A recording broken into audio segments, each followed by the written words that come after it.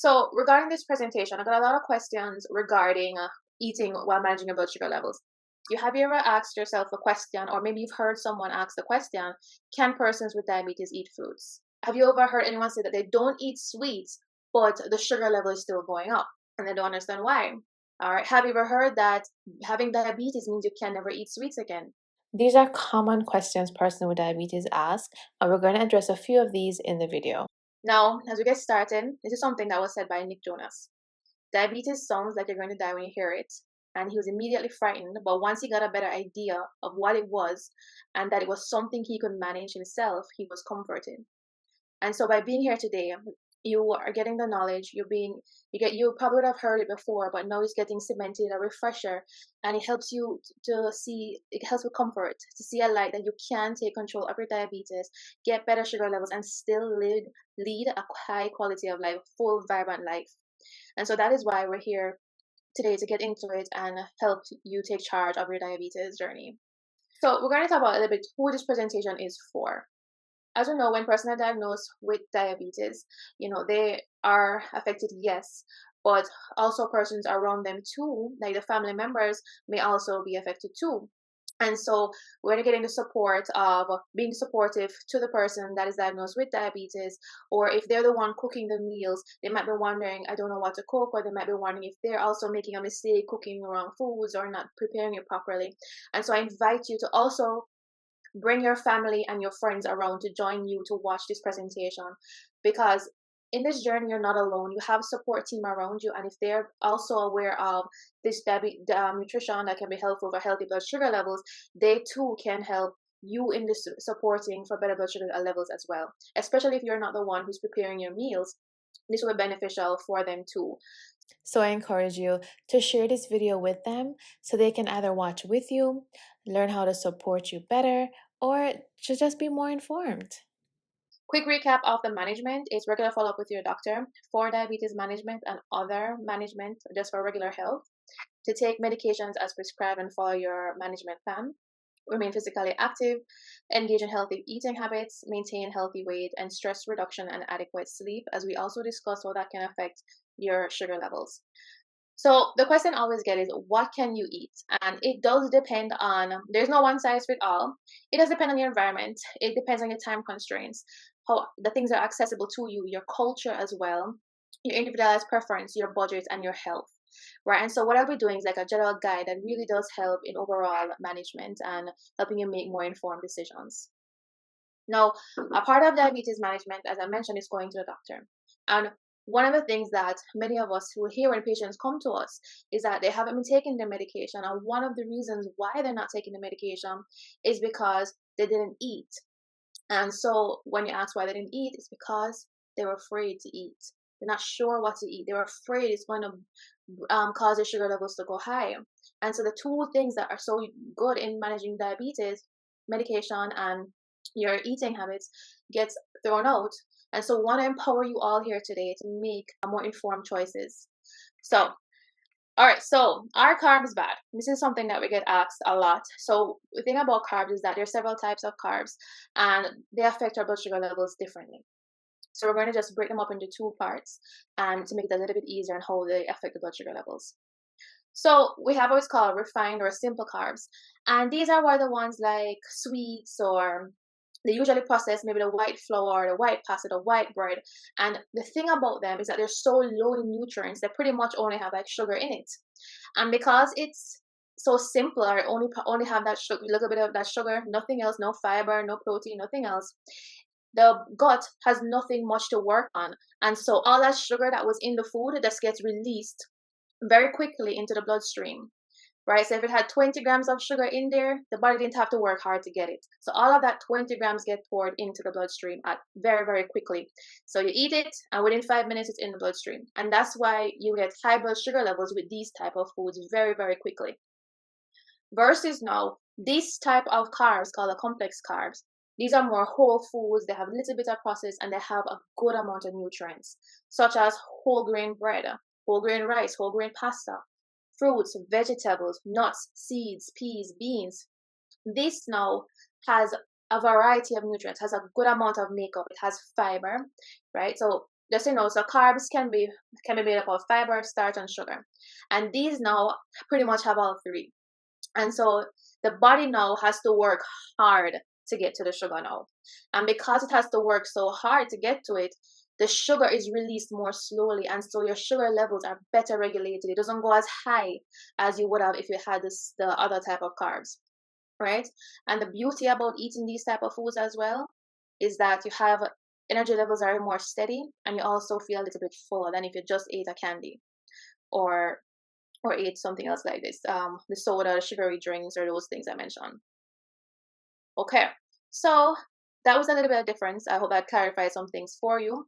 And let's take this a step further. So if we know that eating the complex carbs can make our sugar levels be not as high while our body's working on it, what is there something else that can do to make it not to make it go a little bit lower?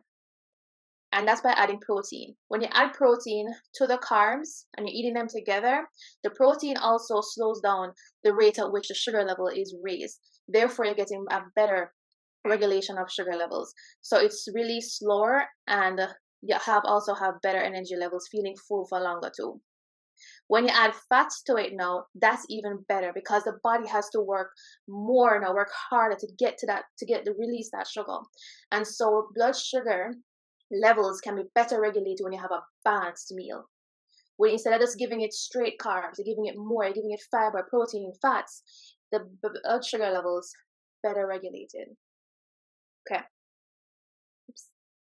Just a summary, adding, like you say, let's say you had rice, you're adding the fiber from the broccoli, you're having the protein, the chicken, and avocado. That's pear.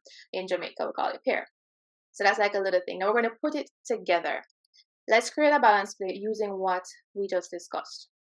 The ingredients for a healthy balanced plate is like having that whole grains or starchy carbs because we do need energy.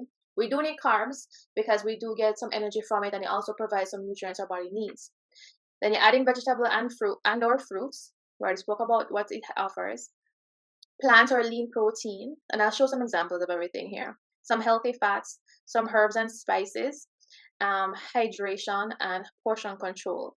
So this is a list of some examples of some healthy carbs. You can take a screenshot of it. So like the whole wheat, as I mentioned, the brown rice, the sweet potato, the pumpkin, the corn, the yam, the cassava. But then it goes to how much to put on. How do we estimate it? Okay. I'm going to show you two ways that person generally use to estimate how much to put on their plate. How much can hold in a cupped hand? That's a good way to estimate portion size for the starchy carbs. Then we're moving to step 2, adding vegetable or fruits to your plate. And a good way to say for raw vegetables is how much can hold in 2 hands like this, in 2 palm hands. If you're using cooked vegetables, you use the size of a fist. Portion size for fruits is very similar to the starchy carbs, where how much can hold in a cupped hand, or you're thinking the size of a clenched fist, or 1 medium fruit. Third step is adding protein. So here's some sources of healthy protein. So that the lean meat, seafood, eggs, soy, tofu, peas, beans, lentils, nuts, and seeds. And dairy as well does have a place to, it can be included in the diet. Usually I'd recommend choosing the low fat options as well for that, and the unsweetened ones. And when it says lean meat, it means like choosing, like removing excess fat from the meat, as well as taking away the skin, choosing a leaner cut of meat, like breast, for example, right? And that way you're getting more of the protein, and moving away the unhealthy fats. And to get an example of the protein side, you can use the palm of your hand, like from here to here, to determine the amount of protein that would be good for you. Healthy fats. Now, we do get a lot of questions about fats as well, but fats have a role to play depending on the type. So healthy fats can be good for your heart health, for healthy cholesterol levels as well, and be helpful with diabetes management. So you can find some healthy fats in olive oil, avocado, fatty fish like sardine, mackerel, salmon, shrimp. So things that we see every day can be useful, and you know these are also protein. So has a good way to put in nuts and seeds and low-fat dairy. Question now, how much fat? Foods that have fats in there and tend to be high in fat can rack up a lot of calories. So being mindful of the portion size here is very crucial too, because that tends to be the issue. How much nuts are you eating at one time? It's healthy, provides a lot of nutrients, but having a lot at once can rack up a lot of calories. So nuts, for example, how much can hold into a cupped hand? That's a good portion size for one sitting. So when I say portion size, I'm referring to one sitting, like if you're having lunch or having a snack. If you're using pear and it's a medium-sized pear, you can think about one third or a quarter of the pear. If you're using olive oil, 1 tablespoon for olive oil when you're cooking. And for like peanut butter, the size of the thumb is a good way to measure it. Most times when we're thinking about eating healthy, we think about just vegetables and the protein, right? And then we think about it doesn't taste good, right? And so because the food doesn't taste so good, we're less likely to eat it. So fats add a lot of flavor to meal. So when you're adding that little bit of fat in there, it helps you to enjoy your meal even more. Adding seasoning as well helps you to enjoy your meal too, like your onion, your scallion, your thyme, your garlic, right? It helps to add more flavor to the meal so it's more enjoyable. No, that's like fresh herbs and seasonings as well. If you're using the powdered ones, I will be cautioning you to look at the back of the label to look for the word sodium. That's also known as salt, because sometimes seasoning has salt in there, and so if it has salt in there already, you don't need to go back and add more salt in the meal. That's something, a little tip you can look out for. And the other tips is right here. To make your salads taste even better, can consider squeezing a little lemon juice on it. It tastes really nice. So there's just little tips and tricks to help make your food have more flavor and enhance it. So this was the hand method for portioning out food, and it's great for its simplicity. The second method is the plate method, and it's also great for like visualizing those balanced meals. And I covered that in detail in a previous video, Healthy Balanced Plate Breakdown. You can find the link in the description or right here on the screen, and I encourage you to take a look at it. And let's not forget hydration. Very, very important part of a balanced meal. Choosing something that is low in sugar, whether it's your green tea or your water or your fruit infused water, or sparkling water, whatever it is you choose, something low calorie and low sugar. While this is a nice guide, whether you're using your hands to help guide the carbs, protein, or fats, or using the plate method, this is a general guide, but just reach out to your team so they can just give you a little bit more specific and personalized for you. As I remind you, we're all unique, and there's no one size fits all. So now that we know what helps to better blood sugar levels, we have an idea of the portion size. Next, I want to take a look at now is what are some things to limit, what that are not so friendly to our blood sugar levels and are not so friendly to our health in general, may cause some inflammation and worsen diabetes. Some of it we looked at already. The refined or simple carbs, so the white flour, the bread, the pasta, the rice, the sugary foods, the candy, etc. Right? So we're not restricting or taking it away, but we're limiting it, having it less often. There'll be some cases where you might need to raise your sugar level quickly, right? Because low blood sugar is something that persons can face, especially with diabetes and certain medication. So there'll be times where you need to raise your sugar levels quickly. And this is where this type of carb, like a sweet or a fruit juice, can come in to help give you that quick sugar spike if your sugar levels are low, right? So that's something to be mindful of to learn more about low blood sugar levels and what to look out for. Other things you want to limit is unhealthy fats, like the fried foods, the breaded foods, the fatty meats. The most baked goods tend to be unhealthy and low in nutrients. Highly processed foods like chips, biscuits, most fast foods. Processed meats like bacon, sausage. Foods cooked at extreme high temperatures, such as like barbecue, roast, fry, or broil. Those are ones like high temperatures. Excessive alcohol, high fat or sweetened yogurts and milk. So with this, so I also mentioned it's better to choose low fat dairy or low fat or non fat yogurt.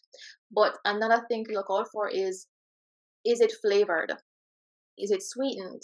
Because flavored or sweetened yogurt and milk means that they might have added sugar to it, or even if the fruit is there, the fiber would probably be gone, and so you're getting a lot of sugar in it. And that can raise your sugar levels quickly. So one of the things I recommend usually is try for low fat or non-fat plain yogurt and then add fruits to it. That way you're sweetening it naturally with your whole fruit. You're getting that fiber still. It's sweet, it's nice, it's a healthy snack and doesn't have such a big impact on blood sugar levels. Thank you so much for watching. I'd love to hear your thoughts. What's your favorite way to creating a balanced plate? Do you prefer the hand or plate methods, or do you have your own unique method? Feel free to share it in the comments below. If you enjoyed this video or learned something new, please let me know by hitting the like button. Up next, we'll be talking about foods to limit when managing blood sugar levels and answering some big questions. Are fruits bad for diabetes? And is snacking a good or bad idea? So make sure to subscribe and turn on the notifications so you'll know as soon as that video is live. Be well, stay safe, and I'll see you in the next one.